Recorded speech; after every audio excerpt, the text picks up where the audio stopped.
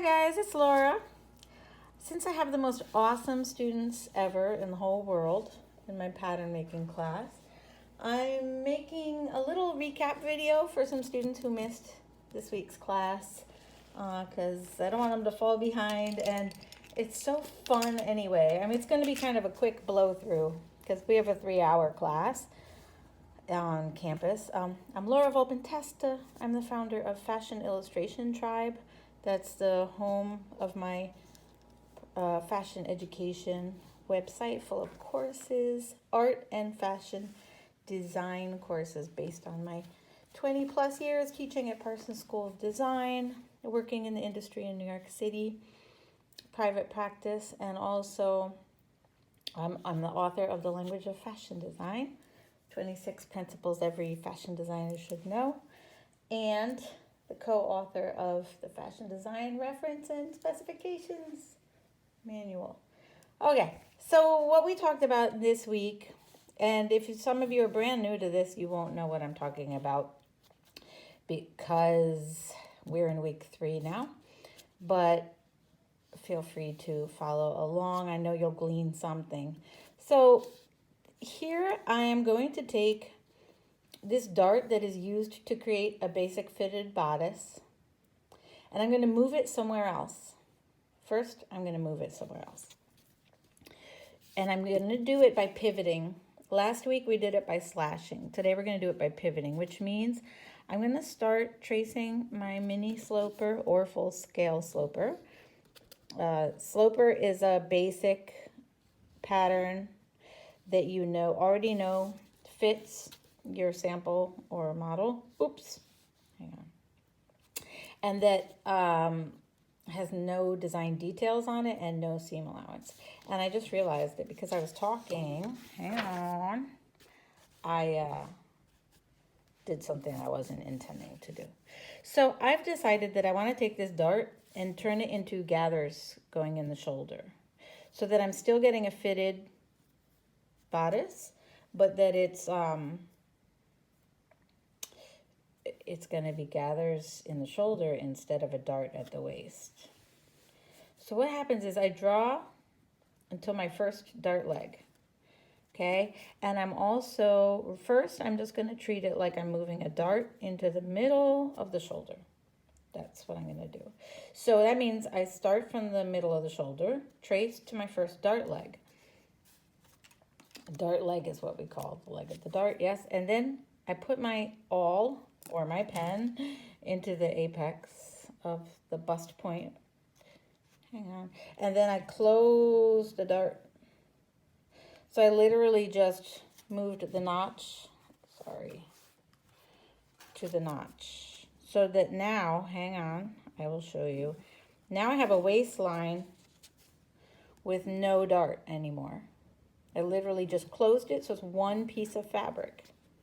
Think about it, right? This is fabric, this is fabric.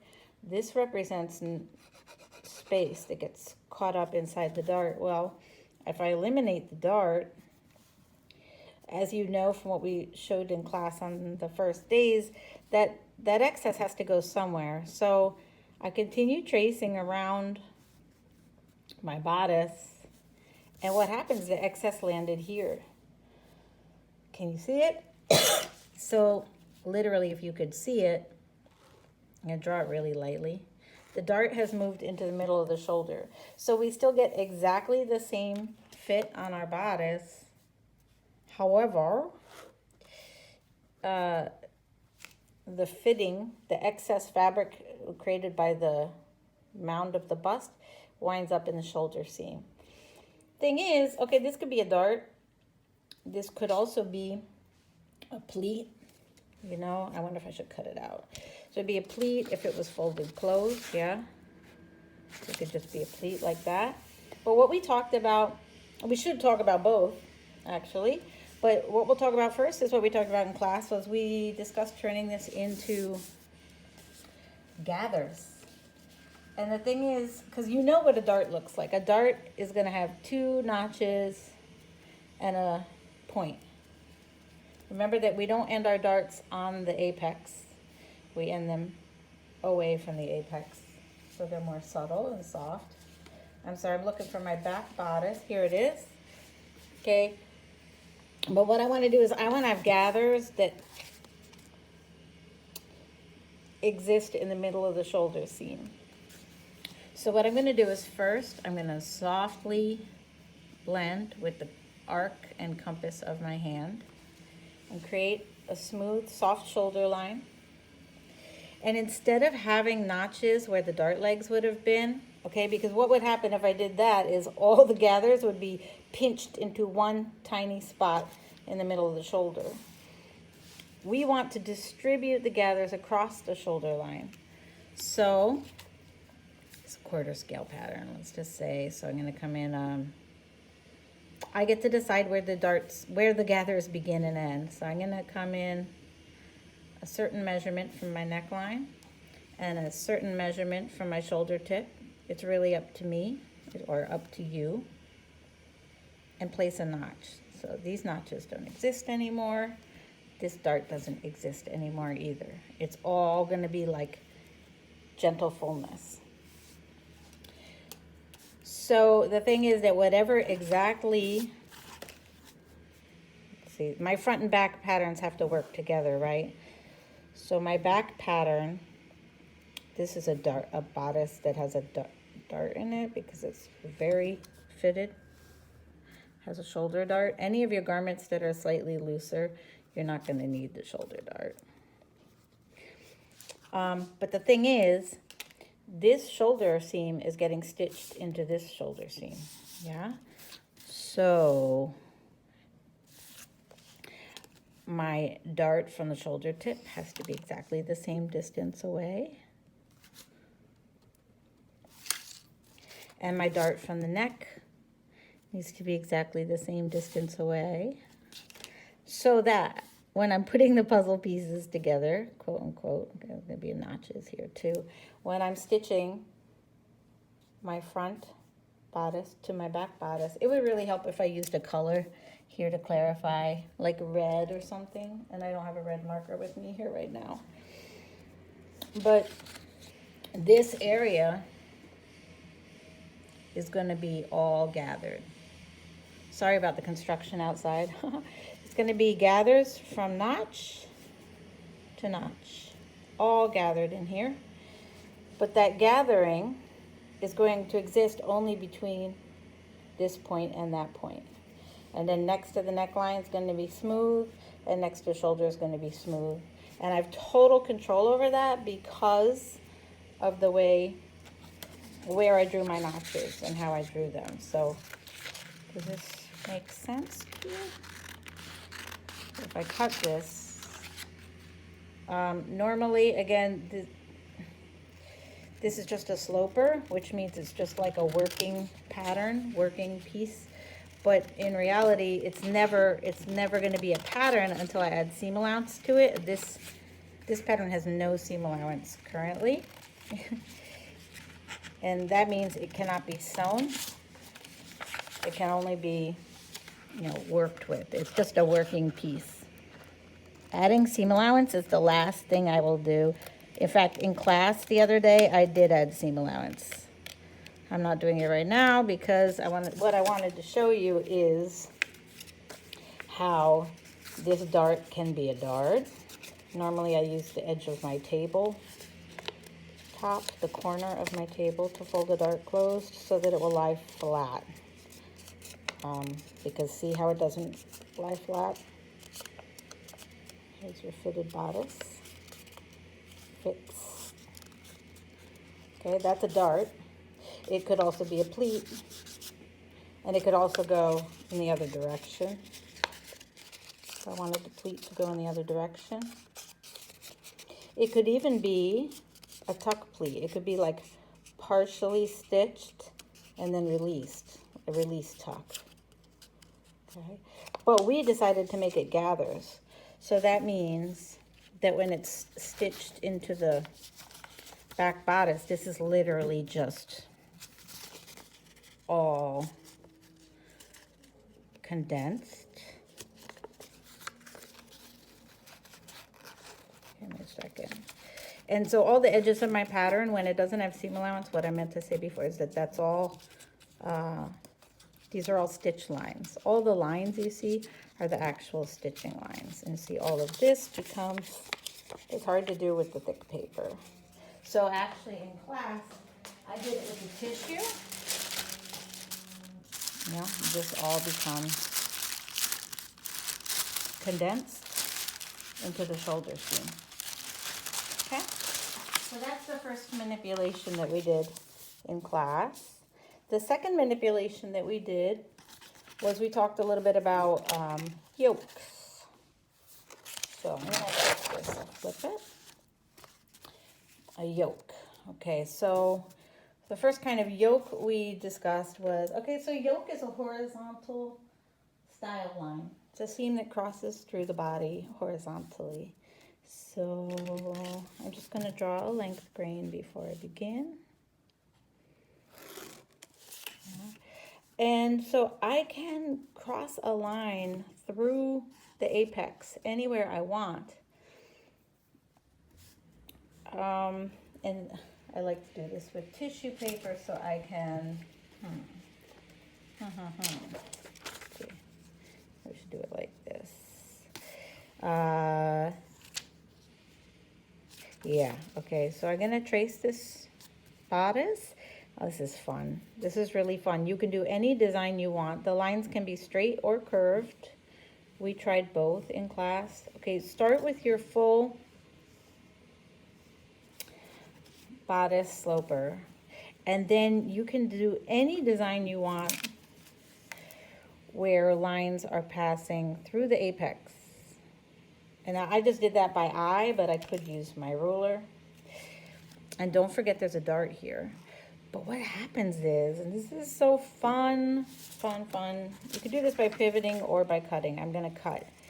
You're literally eliminating the dart by creating a two-piece pattern, a two-panel bodice. Bodice front. And then this is the bottom of the bodice, but check it out. I'm gonna close the dart. I could either cut it or fold it to close that dart. And this becomes the second panel. And I can have the grain be where it was, or I could put it more in the center of the piece. So, pins, I'm looking for pins. I love pins. I wasn't planning on using pins this morning, but now that I have another piece of paper, there you go.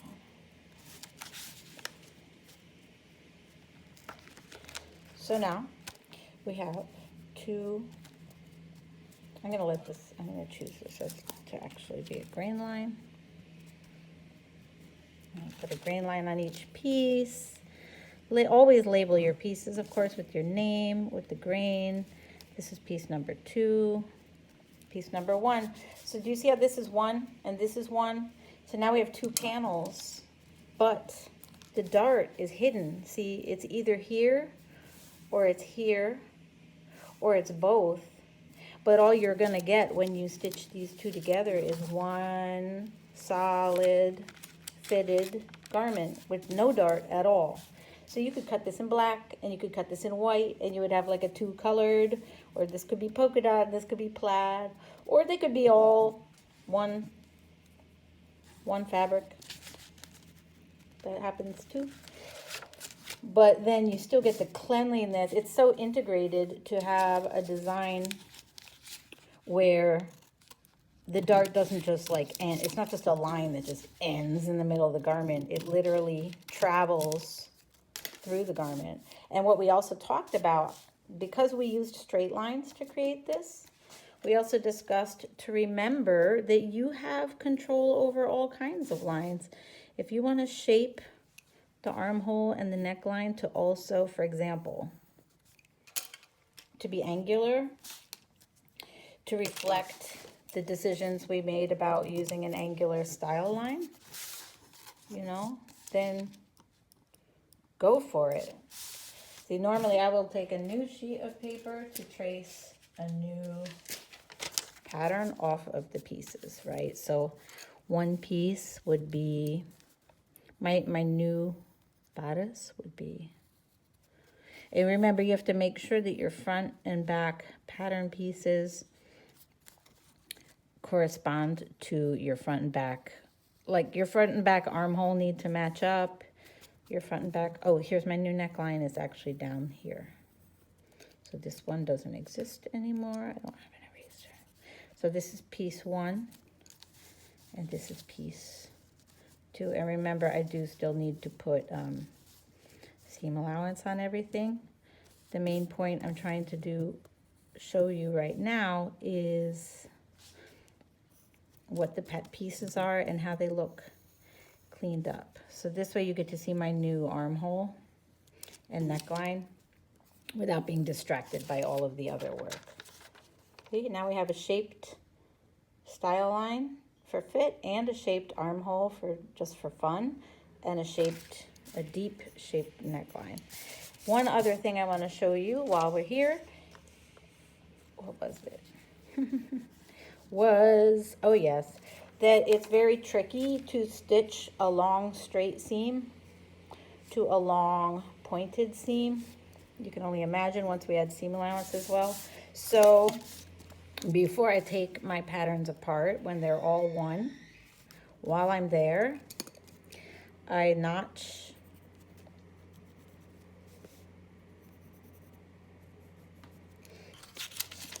and this helps me put the puzzle together when I'm sewing, especially long seams, especially seams that are in the bias, like this one is. And this way I know that when I'm stitching, match, pivot, I'm covered. Okay, so I'm not going to talk about adding seam allowance to these patterns or the labeling and marking, because this is just like a quick recap video. But how fun is that? And so the quarter scale patterns, I don't have them free on my website right now, but I do offer them to people who sign up for my pattern making class. But I think I might put them up on the website for everybody. So now I have a few quarter scale patterns that I worked out today, right? I'm gonna put this one on a background so it's easier to see. And this is the way you can build up a really beautiful notebook and build your experience and get your practice in your quarter scale notebook. So there's more, there's a little bit more, guys. There is, we talked about doing a curved, yeah, okay. I'm looking around at what we did because I have the full size patterns are on the floor. So let's do another one. Let's do another one. In this one, we're going to, I'm using grid paper because it's like fabric. Everything's at right angles, right? Like woven fabric. This time, when I create the yoke, I'm gonna make a yoke that's rounded. I'm gonna show it to you. It's gonna be like this, but it's not gonna go through the apex. And that was fun because when we do that, maybe we should do it this way because then I can see my style line. Watch this. Yes, this is my design line, this yoke. Just trying to do it the way it will be most visible on video. I'm just going to trace the whole sloper, and then I'll use the slash method to do this. That's what I'll do.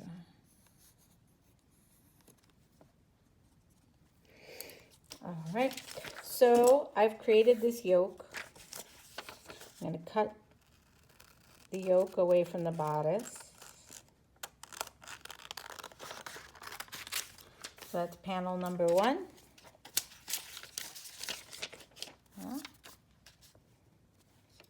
And then what happens here, let me just cut out my, again, there's no seam allowance. This is just a sloper, which is just a fitted block that I know fits, but it's not ready for sewing. Now, I can't close the dart unless I slash to, but not through the apex, the bust point. And then, sorry guys, I didn't trace my dart leg.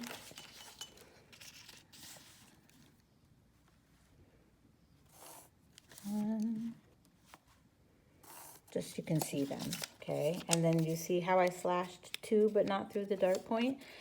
So I can either just fold this closed, but just to show you a different method than what I used last time. I'm gonna slash to, but not through the apex. It gets delicate. And then close the dart. And what happens is I get an opening. Do you see it? And I'm out of pins. Okay, well, so what I get is, this is my top. Now before I do this, I'm gonna need to put some notches. I'm gonna put notches near center front, and I'm gonna put notches, hang on, you'll see. Maybe here. Because I'm going to have a smooth piece. Panel number 1 is going to be all smooth, but panel number 2 is going to have ease. So the extra distance that just opened up here is going to become like distributed along this area as very, very subtle. Gosh, I don't even know if it'll gather. It's so little. A little puff. And this will create the fit that we need to have a completed fitted bodice. So it's 2 pieces. They still need seam allowance, remember that. But it's 2 panels with a yoke and some ease. Now, the thing is, I still need to blend this line. So I'm going to just, and that's my new seam. This seam gets stitched into this between the notches. This will be gathered slightly, barely gathered. And I'm going to put my grain line. And I put grain line on this piece too. I'm going to keep center front on straight grain in case I want to cut it on the fold. Okay, and this is piece number 2. Piece number 1, this is center front. I want you to always be labeling those things and using those words while you're working. All right. And while we were at it, we had discussed one more thing. So the thing is, now you have 2 smooth pieces and no darts. But as you know from the exercise we just did, there is a dart, but it's hidden in here. It's hidden in the seam, and there's even a dart hidden in these gentle gathers.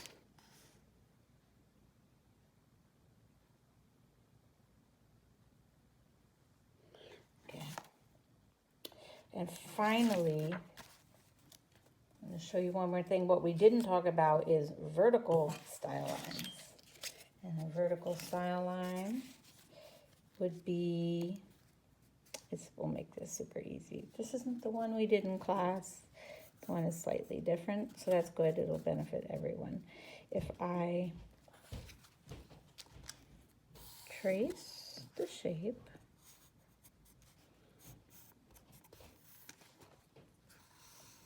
okay, actually, well, I should have done this differently. Okay, I'm going to go from the shoulder around to the first dart leg. And then I'm going to close this dart just halfway and trace the rest around to the same point. And what that's going to give me is 2 darts. 1 to the bust and then 1 to the waist. Okay, this was mistakes or just making it disappear. Hi, Angie. Put a notch here to help me sew it. But then I'm going to round the bust. So this is going to give me 2 panels. Panel 1, panel 2. But what I want to do is I want to soften this sharp point. So I just moved my point in like 1/8 of an inch. And then in order to compensate, I'm going to do exactly the opposite with the other side. I'm going to blend out 1/8 of an inch, keeping in mind as I do that the actual shape of the bust. Okay, and now I have 2 panels, 1, 2. This is my princess seam bodice. They need to be cut apart or traced separately. And then I'll show you really quickly instead of tracing like with my ruler and everything. Whoops, center front. Now here's something important. Because of the rounding and things I did around the bust, it's really wonderful to have a notch above and below the bust point, the bust mound, like at the top and the bottom of the mound. So I'm going to scooch this first. First, I want to, how do I do this? I'm doing this differently than I would normally do. Okay, I need to, I'm going to scooch this over and draw the other piece. Okay, I still have a notch on the apex, but I want to make sure that I have control through the bust area. Here's panel 1, here's panel 2. But what I'm saying is, because I placed a notch this distance, 1 3/4, I want to have a matching notch at exactly the same distance on my other piece. Okay. And this is going to help me have all the control I need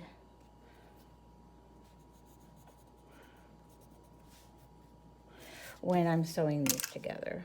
It just helps. Those notches are matching points, right, guys? Here you go. And then while you're at it, remember, you can play with your neckline shape, armhole shape.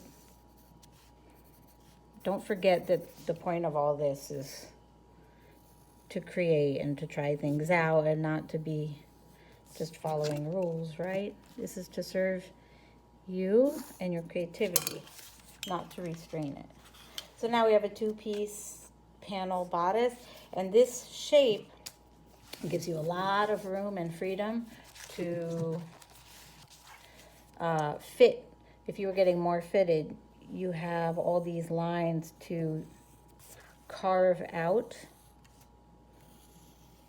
the figure if you want to get more dramatic with your fit, because the slopers that we are using are really like a shell, just a fitted shell, straight lines.